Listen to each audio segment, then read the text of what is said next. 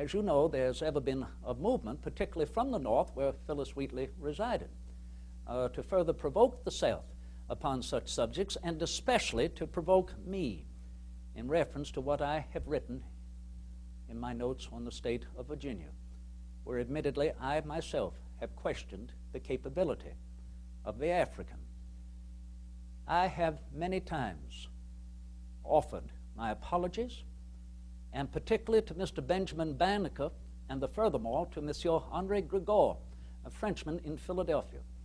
I have said no one more than myself would rather see further examples of the African to be rested on par with the intellect of all mankind, and that he is so capable if he may be removed from a state of imbecility. Many have been so quick to suggest that I am remarking further upon their incapability, but rather I am remarking upon the precise definitions of imbecility, which is precisely that they are kept down in states of servitude and disallowed the opportunity to improve themselves. No, that is my great concern, and that is why I have freely questioned the validity of the poetry by the pen of Phyllis Wheatley. Mr. President. Yes. I know that you are a deist. I'm wondering if this was the reason for your editing the Bible as we know it into your own version of the Bible. I wondered when you exclaimed that you know me to be a deist, whether you were hurling accusations and heresies against me with that remark, and fulfilling your comment about what you have read, perhaps in Federalist newspapers, about my authorship of a particular Bible, I am assured.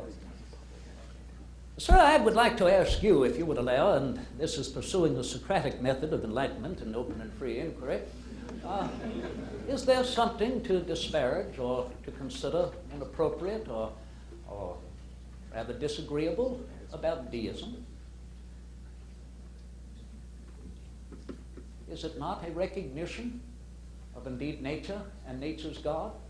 A prime mover, a great architect of this uniform verse? Is it not amongst the tenets, charges, and precepts within Freemasonry? I find it curious that it should be looked down upon or be considered unchristian or irreligious. Now, furthermore, in reference to what you say about the Bible, yes, I will readily admit that I have been very curious for some time over the various translations of the Holy Writ. Oh, as they have been translated many, many times in human history, the time of the ancient world, from the time that Jesus of Nazareth walked this globe. And I held this curiosity with Dr. Franklin, Dr. Benjamin Rush, Dr. Joseph Priestley, all of us curious as to exactly what did Jesus say. No, we were not interested in, opinions about what he might have said, not interested in disagreements over what he said, or particularly what one eyewitness heard him say, but one other said they did not. No. And therefore, I appear to be the only one, many years removed and within the last several years, to pursue this curiosity and investigation. And so, yes, during many evening hours in the President's house several years ago, I began investigating various translations of the Gospels in Latin, Greek, French, and English, in search of what all eyewitnesses, let alone the apostles, agree they heard him say. And that is what I have cut out. That is what I have extracted from these various translations and pasted those statements down a columnar page of a pamphlet in pamphlet form under the Greek, Latin, French, and English. And I have bound them, writing across the front cover, the teachings and morals of Jesus of Nazareth. Oh, without question, sir, I consider them the most sublime upon the planet. Oh, and when I am approached, yes, I am approached often to put forth my religious opinion. You know, His Excellency President Washington was so beset, and he never offered his religious opinion in public. But for some reason, perhaps it is because the Federalists attacked me back during that presidential election of 18... Oh, do you remember? The Federalists printed in their newspapers and said, if Jefferson is elected president, he will burn all Bibles. Do you remember that? They know well I sit on the board of directors of the American Bible Society. They knew well that I was Philadelphia's first and foremost churchgoer, and I have remained so in Washington City. In fact, I attend to church every Sunday, and I'm looked upon as rather peculiar when I am on the road because I carry my church stool with me. So wherever I am on a Sunday, I might not displace anyone in their own pew. Oh no, but this is what happens through the twistifications of politics and religion, or what I call priestcraft. And so, therefore, if you will, I have stated clearly that yes, I am a Christian in the only way Jesus ever wanted one to be, sincerely devoted to his precepts and none other, and recognizing them very much as a code of conduct and not as a theory of the universe. Oh, I hope that this pamphlet that I have just now exposed to you may never be discovered amongst my private papers. For I do fear that if they are, someone may begin to tout them as Jefferson's Bible. And I would be the first to reply, hell presumptuous. Yes? Let's go back to the election. You were the vice president. The electoral votes came into the Senate. You were in charge of approving the electoral vote. I think South Carolina had a problem. Yes, they still do. When it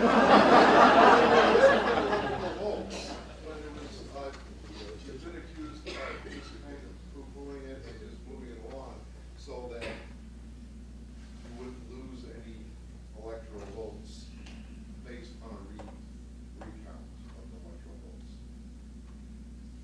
That I allowed it simply to go on presiding over the Senate, realizing that amidst the controversy that this, and you are referring to the election 1800, that amidst the controversy, that perhaps we should have a retally, go over all of these votes, and thereby wait, sir, if you will, perhaps another several months until all of the state legislatures met again. Just South Carolina. Oh, I see. Oh, through the protest of South Carolina, that we should just wait for South Carolina to reconvene. Sir, I will admit that, yes, as President of the Senate, I suggested that this, as it had been the formal account and had been presented by the senators of that particular state, that we should proceed then upon that word and that written account. Yes, I believed in that. Otherwise, to disagree would be to disbelieve the integrity of those in the South Carolina legislature. So that is why I suggested that it continue on.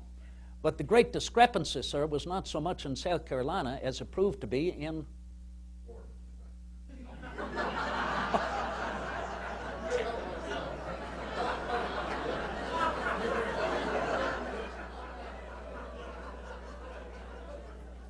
I was told along the road, beware the great imagination in the Northwest.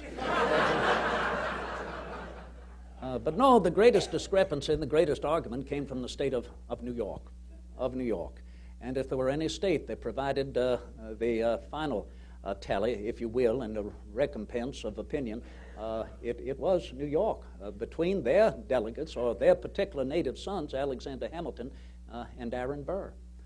So, no, I would say, as South Carolina and many others have suggested, that the 3/5 clause in our Constitution was an impetus, let alone a modicum of controversy. No, I think it was the state of New York that provided the greater influence. I will say that, that 3 years ago in the presidential election of 1804, I survived, and it has been called, what is the term they've used for it? A landslide victory. But I still will readily admit I lost the states of Connecticut and South Carolina. Yes. Well, if you will, now see, you have reaction from your lady there. No, I think it the more appropriate as her hand has gone up to recognize firstly the opinion of the ladies. Yes, ma'am.